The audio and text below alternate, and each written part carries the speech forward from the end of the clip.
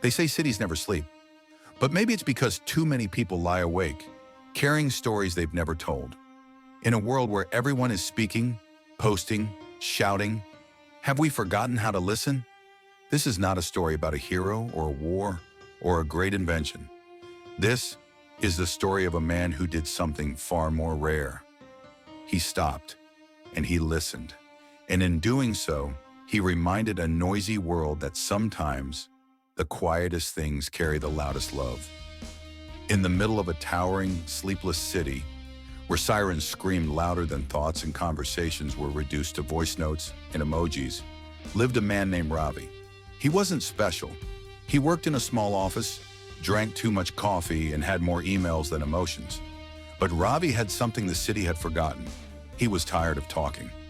One evening, after a long day of meetings and meaningless small talk, Ravi walked through a crowded street where everyone wore earbuds. Music blared from cars, billboards screamed offers, influencers shouted through screens. But no one looked up. No one heard each other. Then he heard it. A whisper. Software. Fragile. Real. He turned. No one was there. But the next day, it happened again. On the train, on the street, in the elevator. He began hearing the inner voices of people, not their words, but their unspoken pain. I'm afraid my kids don't need me anymore. I wish someone would notice I'm not okay. I smile so no one asks questions. Ravi panicked. Was he losing his mind? Or was he finally listening? He stopped talking as much.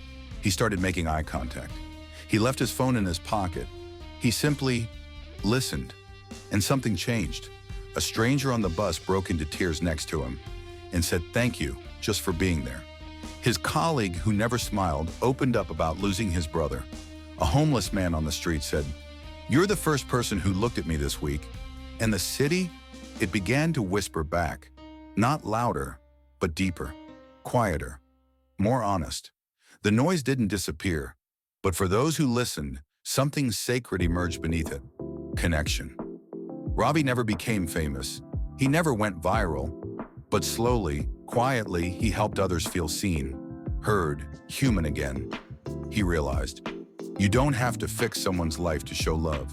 Sometimes all you have to do is shut up and truly listen. In a world that teaches us to speak louder, hustle harder, and be heard, what if the real power is in hearing others? Because maybe listening is the loudest form of love.